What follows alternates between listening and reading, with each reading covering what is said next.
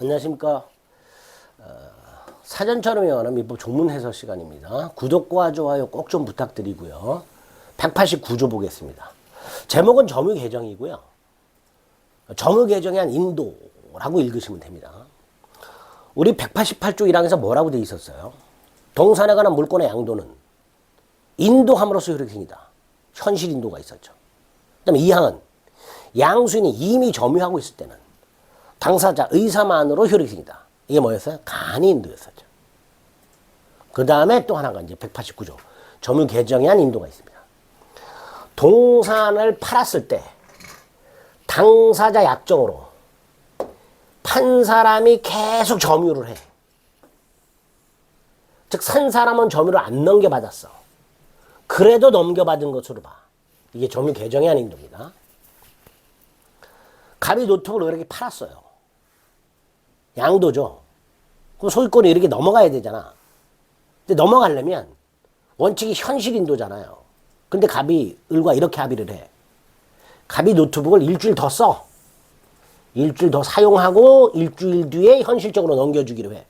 이때 일주일 뒤에 현실적으로 넘겨줬을 때 을이 소유권을 취득하는 게 아니라 그 전에 갑과 을이 합의한 때 을은 이미 노트북을 인도받은 것으로 보고 소유권을 취득한 것으로 보게 됩니다. 이게 점유 개정에 한 인도 이렇게 되는 거예요. 자, 이 점유 개정에 한 인도는 개념 정확하게 기억하신 다음에 이 점유 개정에 한 인도는 특히 동산 선의 취득에서 자주 등장합니다. 왜냐하면 자, 동산 선의 취득은 이런 거죠. 평온하고 공연하게 동산을 양수한 자가 동산을 돈 주고 산 사람이 평온하고 공연하게 선이며 과실 없이 동산을 산 사람이 평온하고 공연하게 선이며 과실 없이 동산을 점유한 경우, 이거 나중에 점유 태양이라는 것을 다시 한번 볼 건데요. 어쨌든 양도인이 정당한 소유자가 아닌 경우에도 즉시 동산 소유권을 취득하도록 되어 있습니다. 이게 동산 선의 취득이에요. 쉽게 말하면 노트북을 훔친 놈으로부터, 도둑놈으로부터 도둑놈인 줄 모르고 노트북을 사서 넘겨받으면 노트북 소유권을 취득하는 게 선의 취득입니다. 근데 소유권을 취득하려면 점유를 넘겨받아야 되잖아요. 이 점유를 넘겨받는 방법이 현실 인도가 있고 188조 1항, 간이 인도가 있고 188조 2항, 지금 본 점유 개정에 한 인도가 있고 나중에 보는 190조 목적물 반환 청구권을 양도한 인도가 있는데 그 중에 이 점유 개정에 한 인도로는 이 선의 취득을 인정 안 한다는 거예요. 판례가. 점유 개정에 한 인도로는. 그래서 도둑놈이 도둑질한 물건을 팔아. 예를 들어서 제가 이거를 도둑놈으로부터 사. 그럼 소유권을 취득하는데 도둑놈이 일주일 있다 넘겨준다고 해. 그래서 제가 알았다 그랬어요. 그럼 저는 이걸 점유 개정으로 넘겨받은 거잖아요. 이때 저는 이걸 선의 취득할 수 있다 없다? 없다라는 거예요. 그래서 점유 개정에 한 인도는 선의 취득 인정 안 된다라는 거. 판례도 그렇게 말을 해요. 기출 점유 개정 선의 취득 안 돼. 점유 개정 선의 취득 안 돼. 여기 또 간접 점유는 뭐냐? 그건 나중에 194조 가서 보겠습니다. 간접 점유. 간접 점유. 어쨌든 점유 개정에서는 선의 취득 인정 안 된다. 이제 세 번째 여기 기출됐던 문제 및 판례가 문제인데 점유 개정의 방법으로 동산에 대한 이중 양도담보 설정했다. 뒤에 계약을 체결한 후순위 채권자는 양도담보권을 선의 취득할 수 없다 이렇게 되어 있습니다.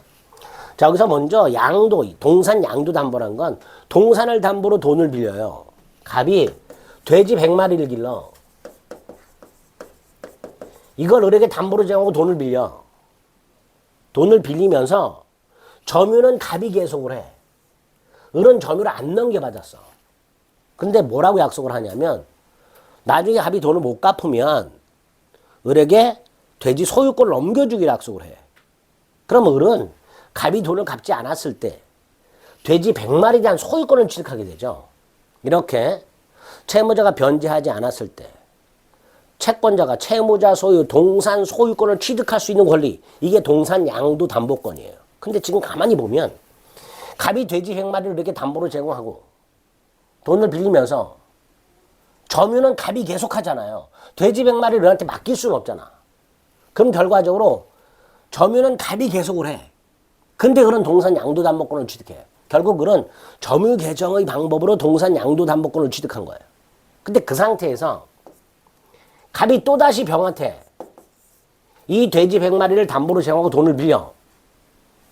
이거 안 되는 거예요. 왜냐하면 동산 양도담보권이 설정이 됐을 때 대내적 관계에서는 이 돼지는 여전히 갑소유지만 대외적으로는요.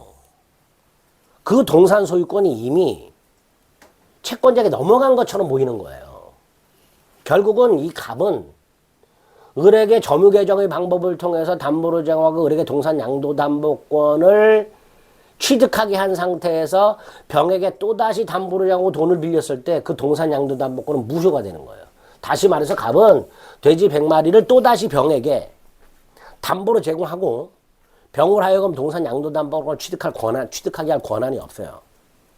결국 갑이 돼지 100마리를 병에게 담보로 제공하는 것은 무권리자의 행위가 되는 거예요. 문제는 얘가 선이야. 그걸 모르고 있어서. 그러면 얘는 동산 양도담보권을 선이 취득할 수 있느냐의 문제가 생기는 거죠. 249조에 의해서. 근데 지금 병은 점유개정의 방법으로 돼지 100마리를 넘겨받은 거예요. 그죠? 그러니까 이 병은 그 동산 양도담보권을 선이 취득할 수가 없다. 이렇게 되는 거죠.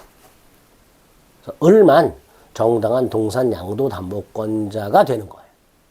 이렇게 동산 양도담보권 등 동산에 대한 권리를 선의 취득과 연결해서 점유개정의 방법을 통해서는 선의 취득 인정이 안 된다. 이거를 기억해 주시면 되겠습니다. 관련적 인도 중에 하나 189조 점유개정에 대한 인도 살펴보셨습니다.